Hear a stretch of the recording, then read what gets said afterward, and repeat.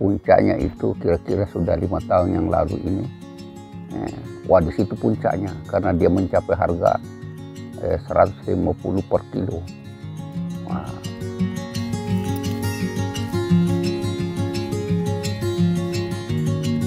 Assalamualaikum warahmatullahi wabarakatuh. Nama Ansar Salih. Asal saya dari Kabupaten Luwu. 1997 saya sampai di sini oleh karena dorongan dari nenek membawa amanahnya bahwa kita ini termasuk golongan profesi tani, maka saya didorong untuk keluar kampung mencari lokasi di mana bisa tempat hidup.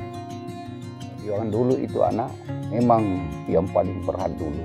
Kita masih naik perahu kayu, kadang-kala katintilah kalau tidak mampu lagi mesin, pakai layar. Nah, di sini juga kita selalu menjumpai kendala. Tapi alhamdulillah sekarang sudah ada kemajuan.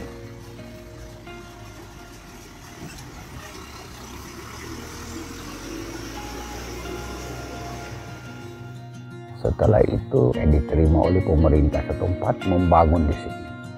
Kami dibawa oleh pemerintah setempat, Pak Nasruddin namanya, melihat tembok Belanda di atas menunjukkan bahwa di sini perkebunan merica. Maka terus langsung kami mengusahakan tanaman merica. Maka saya diberi di sini namanya Barum Bonde. Hanya 4 orang, tapi sudah 2 meninggal. Teman saya itu Mala Suwardi yang masih hidup, Pak Nasir, dan saya lah, Ansar Salih.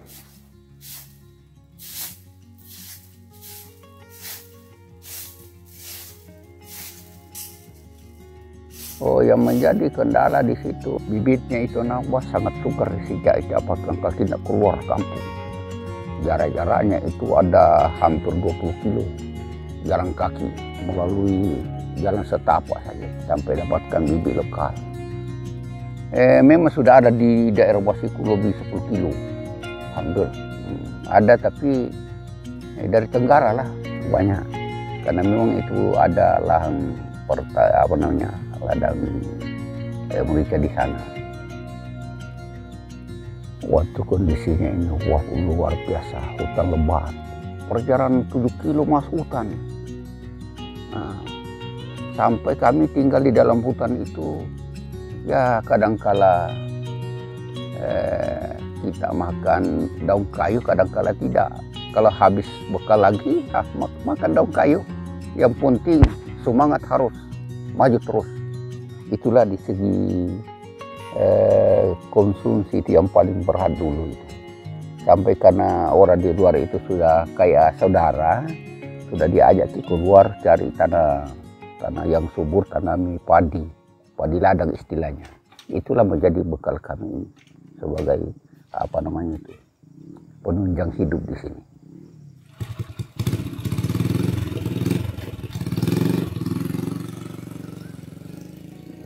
Ya, andainya dilihat dari hasil mungkin memenuhi, tapi di situasi harga tidak memungkinkan karena harga 17 pada waktu itu, aduh luar biasa kesulitan di jalan. Tapi tetap semangat maju terus. Karena kita yakin itu bahwa di balik kesusahan ada kesenangan. Jadi waktu harga 30 itu cukup untuk makan dulu. Belum ada perencanaan yang lain itu. Hanya untuk makan. Yang penting kita punya perkebunan ini maju.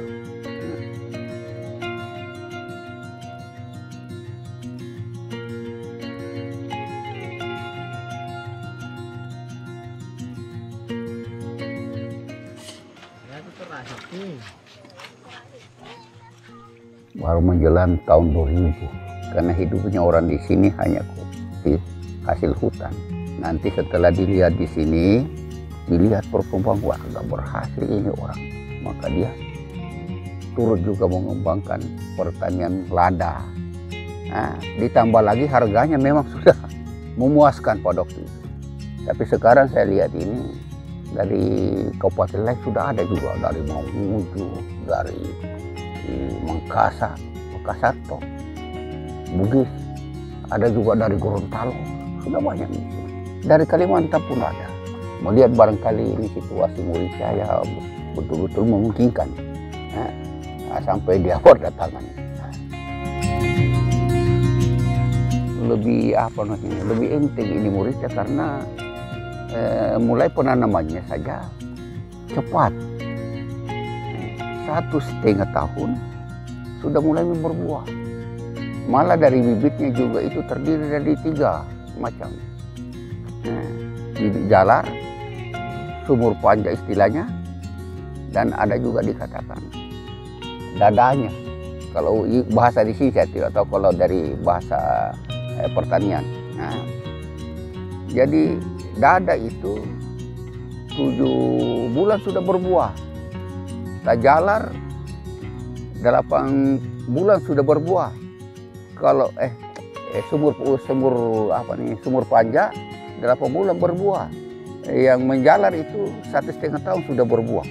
Tapi ada juga perbedaannya. Kalau dada dengan sumur panja dan jalar ada perbedaan buahnya. Yang bagus buahnya itu jalar. Betul lama sekali produksinya, tapi bagus karena tandangnya itu agak panjang.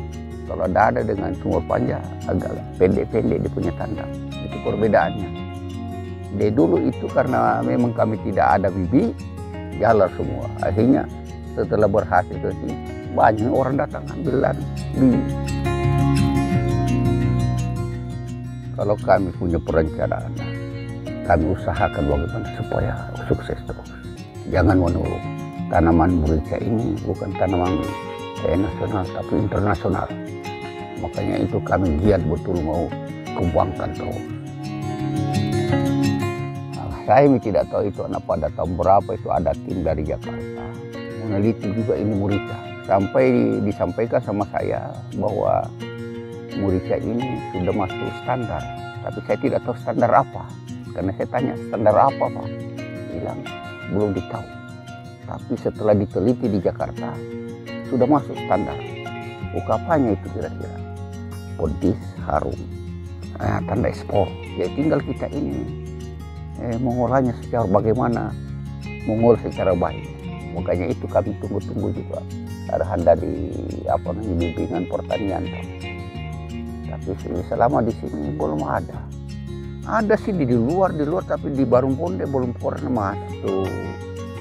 Nah kami butuhkan sebenarnya supaya mutu dari merica ini bisa naik.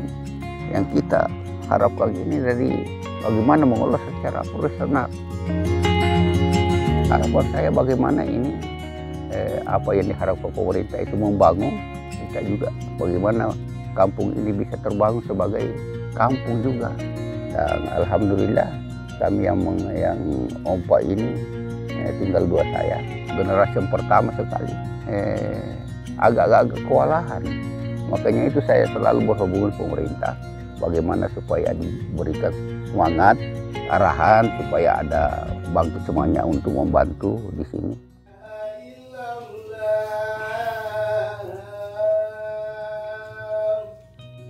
Maka kami bermohon sama pemerintah pada tahun 2021 memohon mendirikan masjid, maka dibenarkan. Jumlah kami pada waktu itu sudah bertambah menjadi kurang lebih 40 rumah tangga, maka kami bangun masjid. Sebenarnya ada sih, tapi ya begitulah ketentuan Allah sudah tua nih. Ya, sebenarnya potensi di sini potensi lah masih luas, karena Luwu Timur ini 100% tanah pertaniannya, baru 20% baru terbuka. Ya tinggal 80% ini sebenarnya saya masih banyak tuh mau mengajak saya. Daerah di sini masih.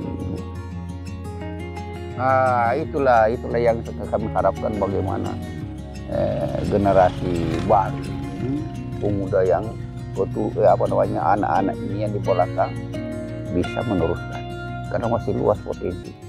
Nah, inilah harapan kami di sini sehingga kami arahkan anak-anak untuk sekolah dan melanjutkan anak sebentar kalau kami sudah tiada. Kami punya perjuangan di sini supaya betul-betul jadi kampung yang bisa menjadi teladan pada kampung-kampung lain. Itulah harapan kami di sini.